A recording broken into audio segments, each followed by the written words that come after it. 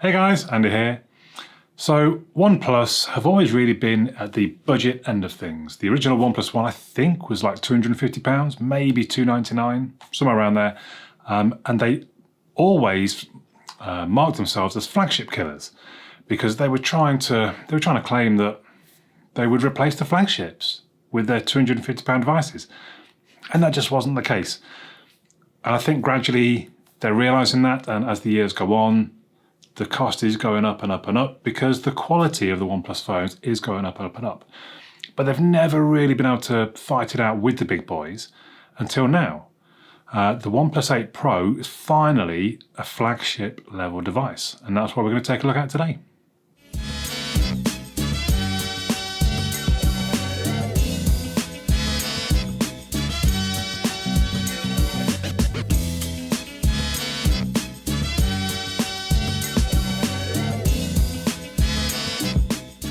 So you get two options with the OnePlus 8. There's the regular and there's the Pro.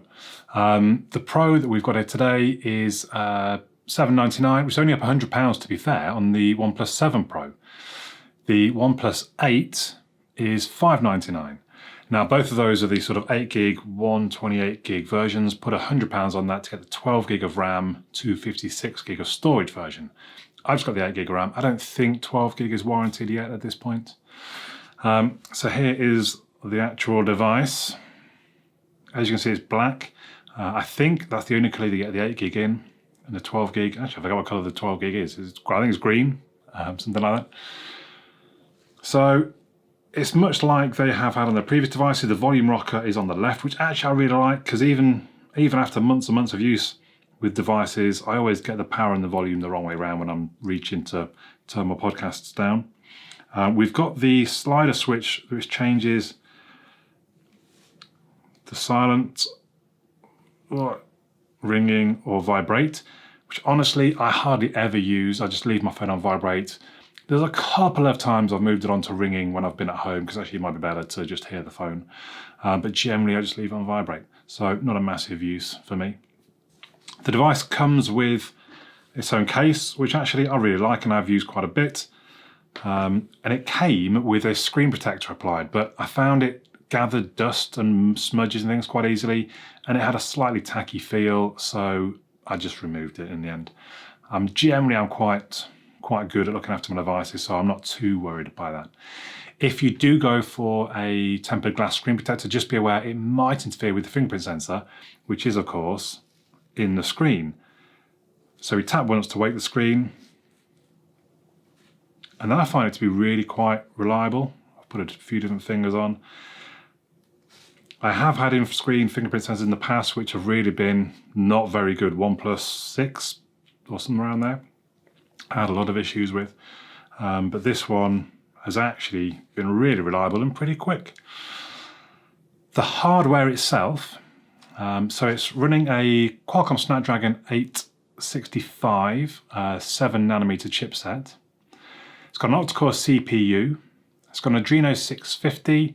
As I said, this one's got 8 gig RAM and 128 gig of storage. It does also have a UFS 3.0 file system, which makes the read-write much quicker.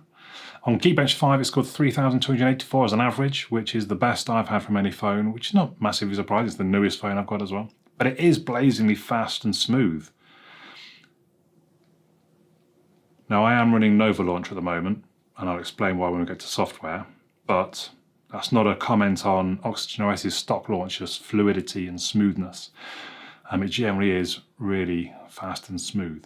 There's no SD card slot, there's no 3.5mm jack. I personally think if you're still clinging onto either of those, you just need to move on. They're history. You're going to look back in years to come and think, oh my God, we used to plug the headphones into them. That's my opinion. I get that some people do prefer headphones that plug in. This is the first OnePlus device with an IP rating, so it's IP68 rated.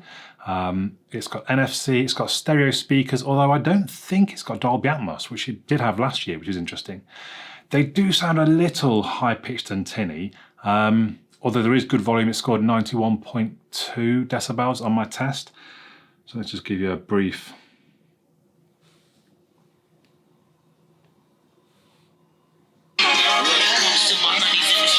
Something on dubs in the middle of the block like what?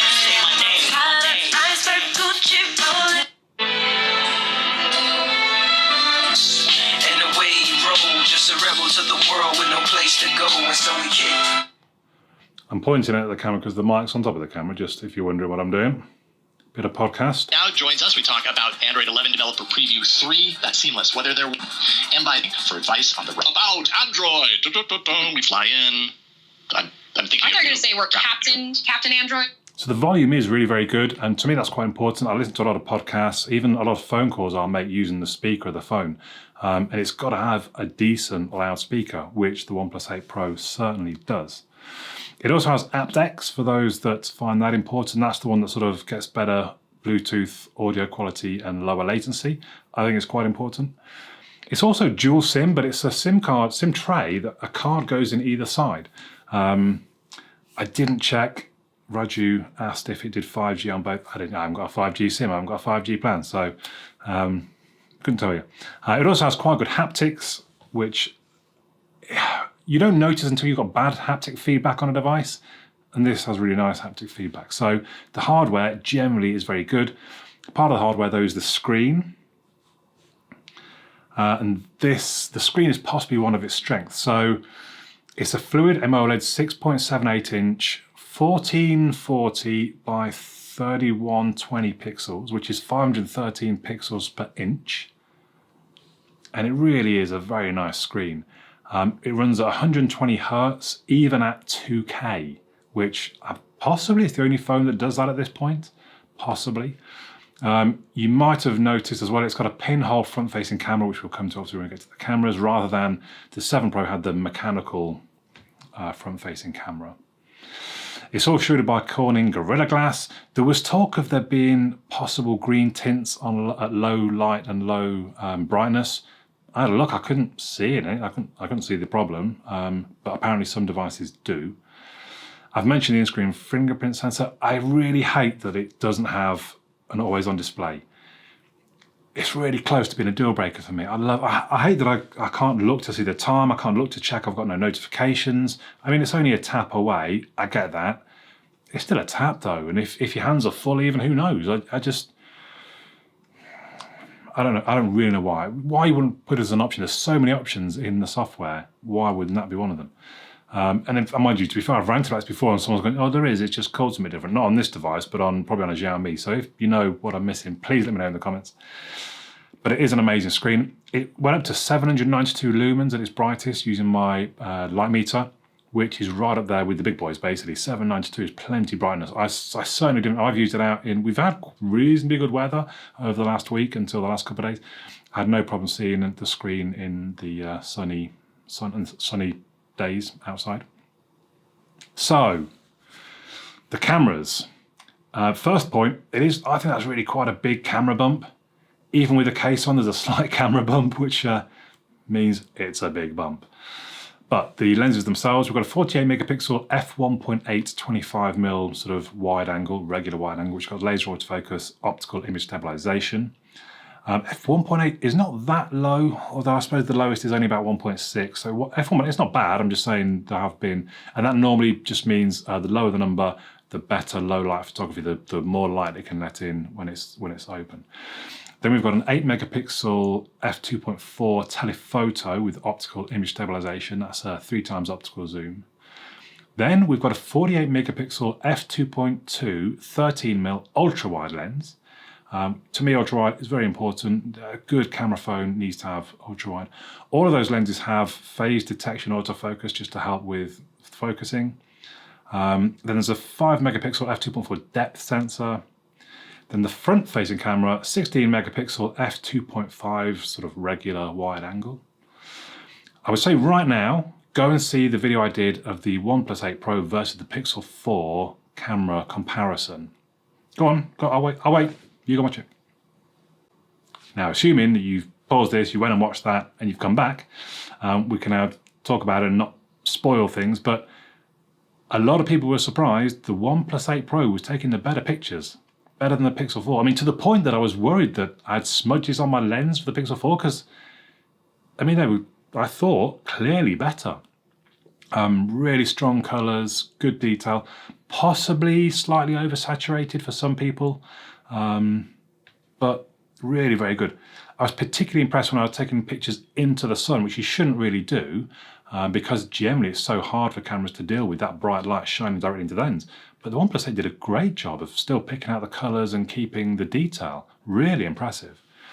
The video seemed a little stuttery, but I think I had it set in 4K mode by mistake for most of the time I was filming. But generally very good footage. The image stabilization was really very good. I did some filming in the car and it was really surprising how steady it looked afterwards. The front-facing camera seemed pretty good as well. Portrait mode was okay, but not perfect. There was a couple of sort of issues on one of the portrait mode photos I took. I did some video from the front-facing camera. This obviously is a selfie camera, the front-facing camera, and gives me an opportunity to test the microphone. And that's pretty good as well. Pretty good. If you're a vlogger, then not a bad option. So the software, we're running OxygenOS version 10, which is based on Android version 10. Generally, OnePlus have a pretty good history for their updates. The security patch right now is from March the 1st, which granted is almost exactly 2 months old now. You know, hopefully in the next few days we'll get the April patch. And for third party, for people that aren't Pixels and Google and they're not stock, that's not bad, 1st of March. I had a few issues with the stock launch, which is why I'm running Nova Launch, in that the widgets just wouldn't size properly. Let's see if we can nip over real quick. So you see the size of that widget, and I can't make that any smaller. That's ridiculous. What's going on there? That one actually takes all of that, and I can't make that any smaller. So that is why I swapped. Otherwise, it's quite a nice, it's quite a nice launcher. But with Nova Launcher, you can get everything, including if you install the extra APK, you can get the Google Home on the side. And it is just very slick and smooth generally. There are lots of options. Again, to be honest, I could do probably a separate video of the amount of different options there are in the settings, because OxygenOS does provide you lots of options. A lot of people think OxygenOS is the best version of Android there is. I don't know, I'll go that far, but I would also struggle to argue against it. Things like you can turn off what icons it shows. So if I didn't want it to have a Wi-Fi icon, I can just say, yeah, don't show Wi-Fi, don't show the battery percentage, don't show the clock. I've already turned off quite a few things like NFC and maybe there's a Bluetooth one, I can't remember. I just don't need them. I don't need to know NFC's on all the time. To get to that, you go into settings, display. Again, I don't need to go through all of it. Display, status bar, icons, just if you wanted to know. So there is double tap to wake as well. So there is the one tap just to let you do the fingerprint sensor to check icons, but also if you double tap, it actually wakes the screen up. What I do like is that you can draw things on the screen when it's off. So V turns the flashlight on and off. O opens the camera. I think you can still double press power, which is kind of a stock Android feature. And if we start up the podcast again. Captain Planet, after everybody says their element. Not in person, by the way. Device reviews. I just did news in time. I launched my own podcast. So you can draw arrows to skip forward and backward, or you can pause it, drawing kind of the 2 lines for pause, which again, I love. When I'm listening to podcasts and I'm laying in bed, going to sleep, I've got a sleep timer on, but then an advert comes on. I love I can just lean over and I don't have to wake the screen up and look to see what button I'm pressing. I can just draw a little arrow and it skips forward. Love that. Love it. Although I had to program those in. Normally they come as standard. I actually said, no, when I do the arrow, skip forward. But you can have it doing whatever you want. If you need to open up Google Assistant by doing an arrow, whatever, you can program that yourself. There is a screen recorder built in. I think it's in the, yeah, there it is. So, well, again, you can set them up as however you like, but there's a screen recorder built in. You can do things like schedule on-off time. So shut the phone down and boot it back up again if you want to shut it down overnight. There's also things like when you use your thumb in there, you keep holding down and you shift up, and now I can go into Google Pay. That's my Fitness Pal. These are Stocard, open up my loyalty cards. Why not? It's pretty good. So yeah, there's just so many different features. There is a dark mode, but I think it's OnePlus. To be fair, I'm in dark mode, I suppose. But it doesn't sync through other apps like stock Android dark mode would. But it is there should you want. So the battery, 4,510 milliamp hours, a LiPo It's 500 milliamp hours bigger than last year's battery, and it's got wireless charging. Another of these features that means that it's now kind of up there playing with the big boys in the flagship territory. It's got warp charging with the charger that comes in the box, 30 watts, and just over an hour will charge to full from under 20%. It was doing that regularly for me. And it's interesting, it kind of changes my charging habits. I don't worry about charging overnight. I'll either wake up and put it on charge, or I'll get home from work and put it on charge, because I'm also getting great battery life from it. Quite easily, I can go 24 hours. So at one point, I think I did 20 hours use, and I only used 52% of the battery. That's probably the best one. So there were other days I went 24 hours, 25 hours, and I got down to about 18% or something like that. But generally easy, I can get through 24 hours without having to worry about the battery.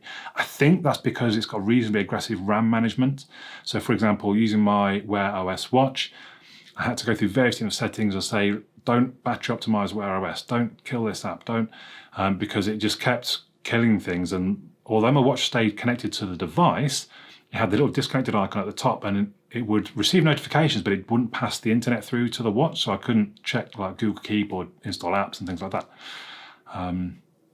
So yeah, actually the battery, strangely, it only scored, I think it was 89% on my battery test, which is really quite bad. Of all the tests I did, it's the only one that it wasn't really in the top 10, I think.